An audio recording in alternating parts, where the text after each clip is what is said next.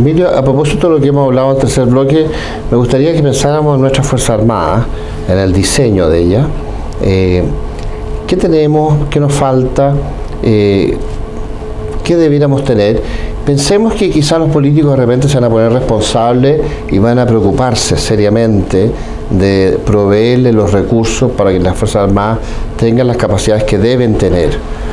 Y la cuestión es, ¿cómo debe ser el diseño y qué cosas debemos tener para ser un país razonablemente seguro en el siglo XXI, en este ambiente iberoamericano, pero también pensando en nuestro comercio exterior de larga distancia, en el RIMPAC y en todas estas coaliciones internacionales que nos ayudan a asegurar que nuestras exportaciones lleguen a destino, que nuestras importaciones lleguen del este de Asia, Europa, Estados Unidos, hacia Chile, sin inconveniente, aún en medio de una crisis?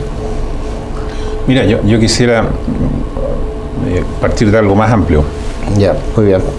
Yo creo de que, y que a cualquiera persona sea fácil entender, yo creo de que Chile va a poder resolver los problemas de su defensa en el largo plazo si asignara un presupuesto cercano al 2% del PGB como meta, cosa que hoy día ya no lo... Estamos en el 0,89%. Sí. La verdad es que nosotros, y lo voy a explicar por qué. Lo que pasa es que hay un porcentaje muy importante de la defensa que no se incluye, que es el déficit de las cajas que lo aporta Hacienda. Y en el fondo, lo que ahí ocurre... Entonces Capredena y todo eso, ¿no? El déficit previsional. 2.200 millones de dólares. El déficit previsional. Pero lo que en el fondo pasa con ese déficit es plata que no se gastó antes.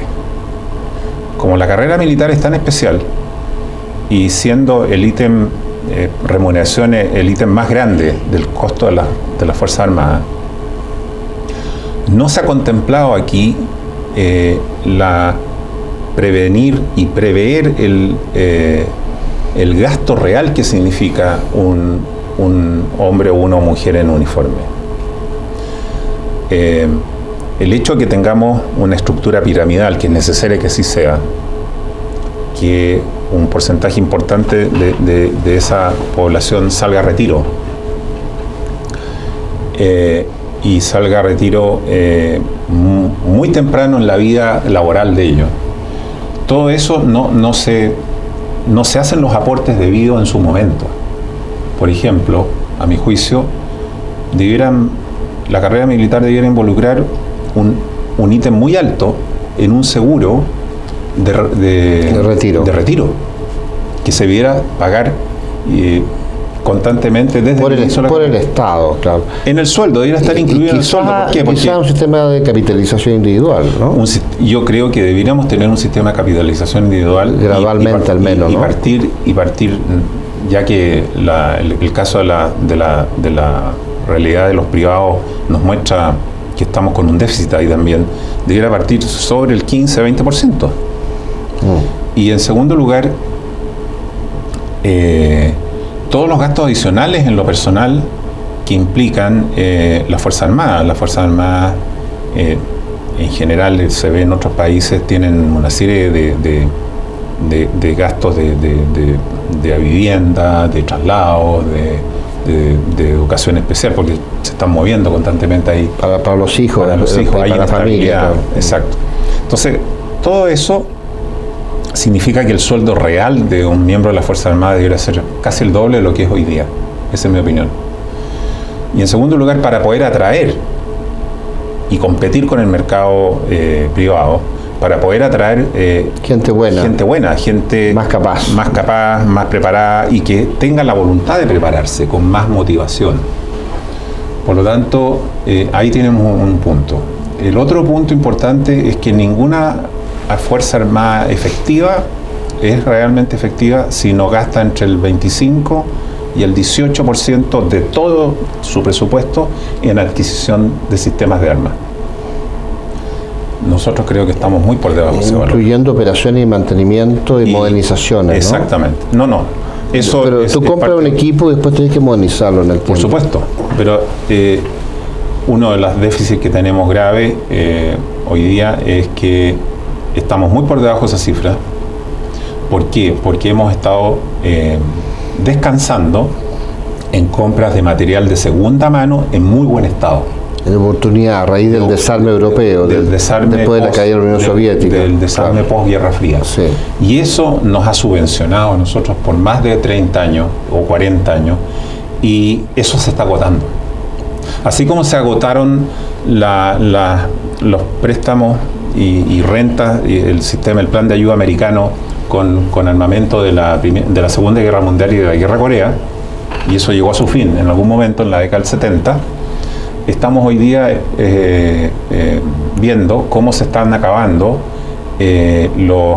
las bajas los stocks de equipamiento de las Fuerzas Armadas Europeas particularmente, que nos vinieron tan bien y que costaron tan poco. Esa realidad ya no la vamos a tener. Por lo tanto, las asignaciones base, que hoy día hablan de 500 millones de dólares como si fuera una gran cantidad de dinero, lo que es absurdo. Muy poco. Es absurdo. Es muy poco. Pero parece que es para mantenimiento nomás, porque para equipamiento debiera ser... No lo tengo claro, pero debería ser fondos separados. Es que me da la impresión de que no está tan claro eso. Lo que sí yo veo es que si no tenemos claras esas dos cosas, 2% del PGB, porque no estamos metidos nosotros en ninguna alianza, y eso también tiene un costo. Nuestra independencia, nuestra voluntad de no embarcarnos en operaciones conjuntas en ningún momento, porque siempre nos hemos hecho un lado, eso tiene un precio y hay que entenderlo y pagarlo.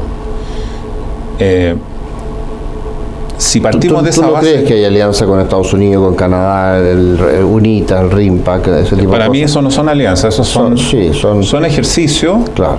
Son, yo coincido contigo en eso. No estamos obligados.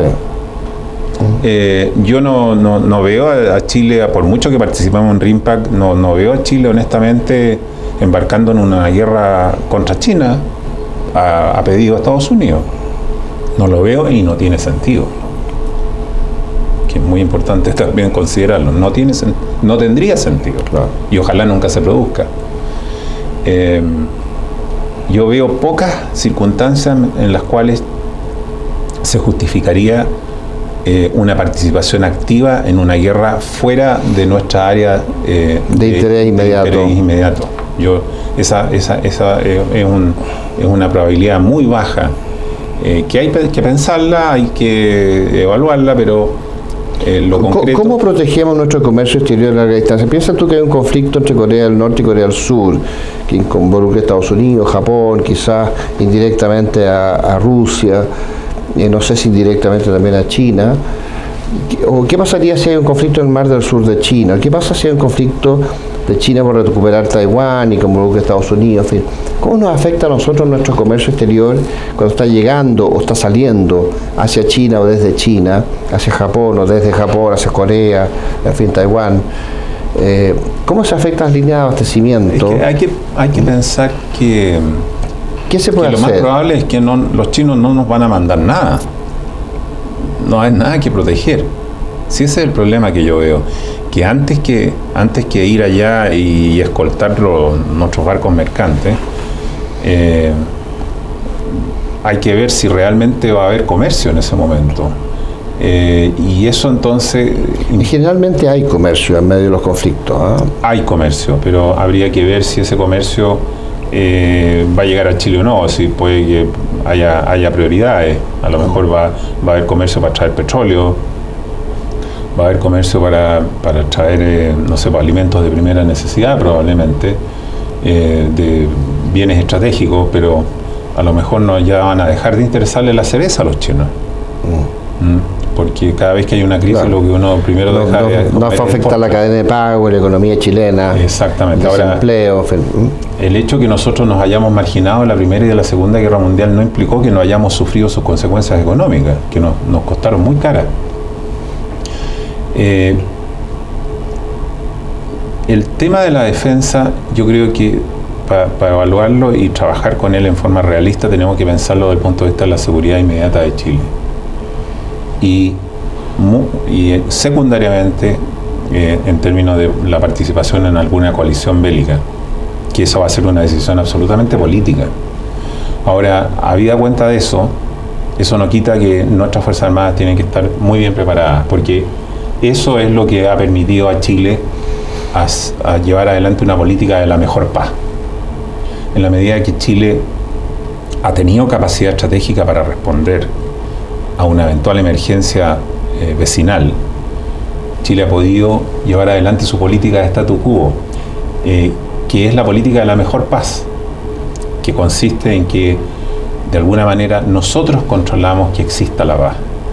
Al no pretender territorios de nuestros vecinos, al querer la solución pacífica a las controversias, al querer preferir que el curso del derecho internacional continúe, y con el respaldo de nuestra capacidad bélica, se asegura, pero de una capacidad bélica efectiva, se asegura que la paz continúe. Y ese es el verdadero respaldo. Y para eso entonces tenemos que tener fuerzas armadas, preparadas, de gran capacidad de reacción y tecnológicamente avanzada, y con ciertas capacidades específicas que hoy día, dadas las necesidades de la realidad estratégica sudamericana, tienen que desarrollarse o mantenerse. ¿Cómo ves tú nuestras fuerzas y cómo deben evolucionar? Yo veo que hay ciertas capacidades de nuestras fuerzas que nosotros debiéramos por el momento permitir que se continuaran desarrollando como lo han hecho hasta la fecha, porque son las que mejor nos permiten tener esta capacidad de reacción y esta capacidad de disuasión general, porque lo importante es la disuasión general, no específica.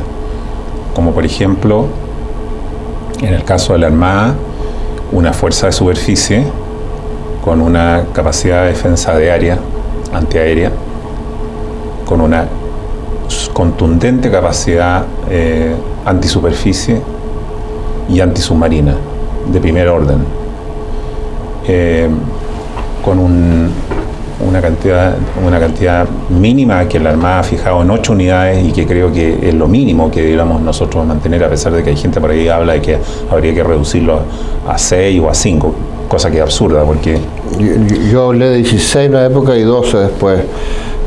La misma Armada 20 años atrás se fijó ese número como el número mínimo, que es lo que nos permite a nosotros tener una fuerza operativa a 2.000 millas de distancia del centro de Chile, tanto en el sur como en el norte, en forma permanente, para enfrentar una posible crisis.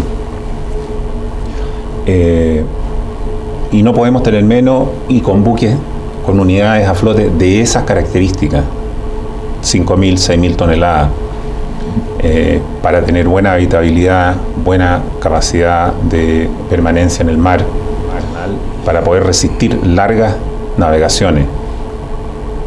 Porque una de las necesidades estratégicas que tenemos, las disputas territoriales de Chile se dan en sus extremos, lamentablemente, a gran distancia.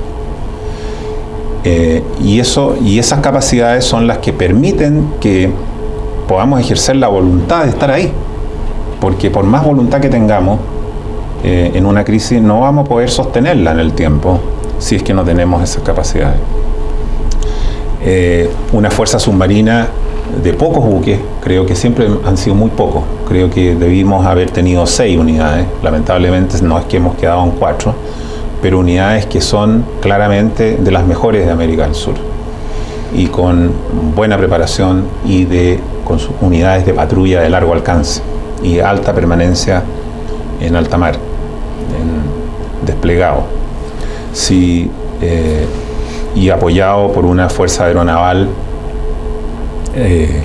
embarcada una parte, con gran capacidad antisubmarina y de antisuperficie. Helicóptero. Exacto. Y con una fuerza de patrulla capaz de patrullar sobre el extenso territorio marítimo que tenemos. ¿Echa de menos un satélite de comunicaciones? Bueno, porque tenemos de observación, y aparentemente con esta red de satélites que está hablando el ministro de Defensa, que vamos a desarrollar a continuación, vamos a mantener en órbita polar satélites de observación. pero la Armada y en general las Fuerzas Armadas necesitan y en las conversaciones privadas plantean con mucha insistencia la necesidad de un satélite de comunicaciones. Yo creo que es necesario.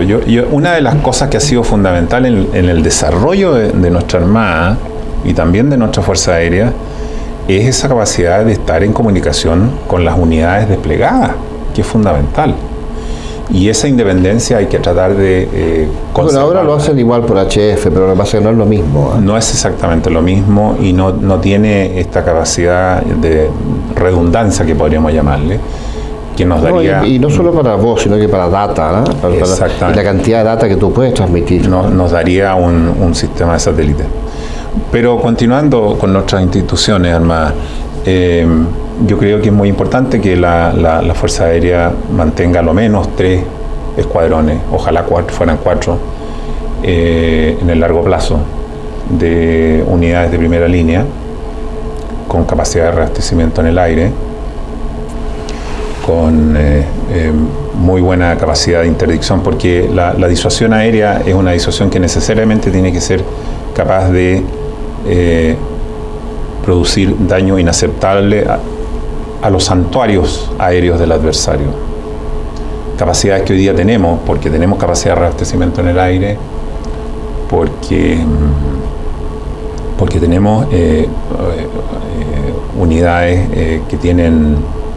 que son, digamos, que tienen tecnología de punta, pero que en algún momento también, al igual que las de la Armada, va a haber que reemplazarlas y va a haber que pensarlas. ¿Cómo se van a reemplazar? Porque lamentablemente es todo lo que vuela, navega o anda por la tierra hecho por el hombre se termina deteriorando, termina siendo superado por la tecnología. Y si tú vas al caso del ejército, es esencialmente lo mismo. Nuestras 3 brigadas blindadas que tenemos, que hoy día deberían ser 4, ¿no? Con Magallanes también. Deberíamos tener una 4ª brigada, es verdad. Son nuestra punta de lanza. El problema es cómo reemplazar los Leopard 1B, porque todavía mantenemos operativos Leopard 2 y los Marder, en fin, y se requiere modernizar el sistema. Bueno, ese es el problema, que estamos enfrentados a una realidad en el largo plazo que los Leopard ya se agotaron prácticamente en el mercado secundario y va a haber que pensar alternativas. A lo mejor no van a tener que ser unidades acorazadas de 60 toneladas, probablemente más livianas, pero con alto poder de fuego y gran capacidad de autonomía, y probablemente con un ejército en donde tiene que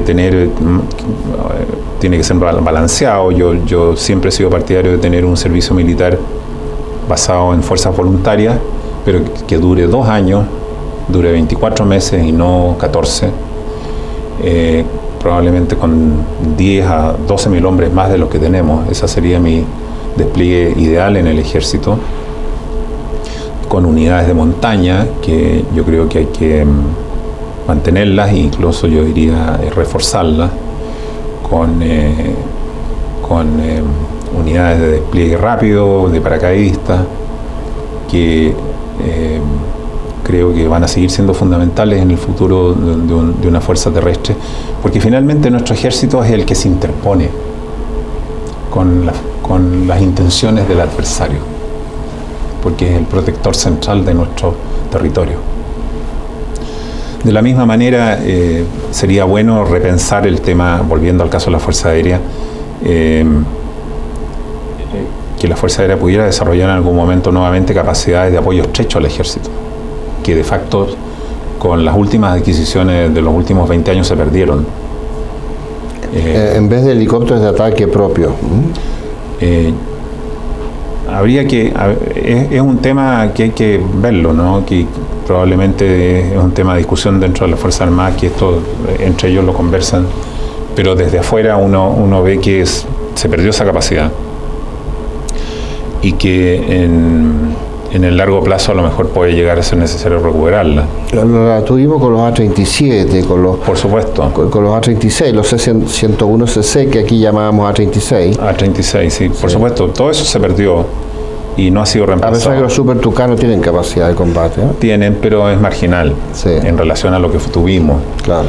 Y eso también influye en cómo se han ido adoptando, cómo han ido evolucionando las doctrinas de las tres ramas. Y ese es un tema que, si bien es interno de ellos, yo creo que es importante analizarlo. Sí. Para redondear, los reservistas. Nosotros tuvimos la Guardia Nacional en el siglo XIX, tuvimos estas reservas intermitentes en el siglo XX que funcionaron más o menos. ¿Qué pasa en el futuro? ¿Debiéramos tener un sistema como el suizo? ¿Debiéramos tener la Guardia Nacional nuevamente de vuelta? Y con gente encuadrada, entrenada, reentrenada, bien equipada en la reserva. Quizás no tan grande, pero unidades. Cuando hay restricciones económicas, lo primero que las Fuerzas Armadas chilenas han hecho tradicionalmente es no entrenar sus reservas.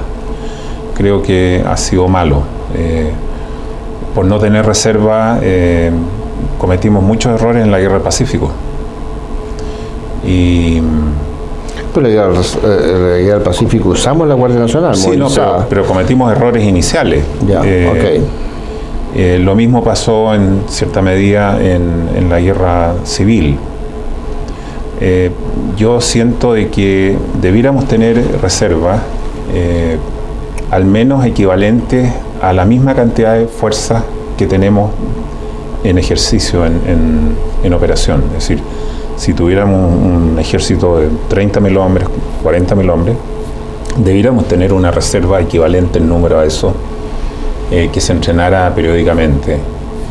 Y en el caso de la Fuerza Aérea y la Armada, probablemente en menor cantidad, salvo en el caso de la Infantería de Marina, que sí sería conveniente tener ojalá llegar a una brigada efectiva, digamos, una brigada. Hoy día tenemos una brigada, pero es una brigada menos, podríamos llamarla, llegar a una brigada más, una brigada de ojalá de unos 3.000, 3.500 hombres, y tener una reserva equivalente a los 3.000, 3.500 hombres. Probablemente lo tienen en el papel, pero que yo sepa no hay entrenamientos periódicos de esa reserva. Bueno, muchas gracias, Emilio. Ha sido muy interesante toda esta conversación. No sé si tú quieres, para cerrar, decir algo más sobre el futuro de Chile y los riesgos que estamos corriendo hoy día, quizás de tipo político, en fin. Mira, yo diría que, y esto es prácticamente expresar lo que hoy día se siente como un consenso, ¿no? En el diagnóstico de que precisamente estamos perdiendo el consenso de lo que creíamos haber llegado a la vuelta a la democracia. Durante 20 años vivimos una suerte de consenso feliz, acompañado de desarrollo económico, acompañado de un cambio fenomenal en la estructura social y económica de Chile, pero que ese consenso veo que se está perdiendo a nivel político y que no hay mucho ánimo de recuperarlo, y eso me preocupa. Y vamos a volver a hacer algo así como la Venezuela actual en el futuro. Esa pérdida de ese consenso yo lo veo más difícil. Yo creo que no. Esperamos que no. Pero hay riesgos. Pero hay riesgos. Y el problema es que poco que nos falta para llegar a ser un país desarrollado, nos la arreglemos para no hacerlo y seguir metidos en el montón de los que buscamos llegar a ser desarrollados y no lo logramos nunca. Bueno, muy bien, muchas gracias, Emilio, por todo esto. Esto va a estar en YouTube y va a ser un testimonio histórico de esta conversación, y quizás en el futuro tenemos una oportunidad nuevamente de volver a tocar temas más específicos sobre el futuro de Chile y su evolución estratégica. Gracias, Daniel.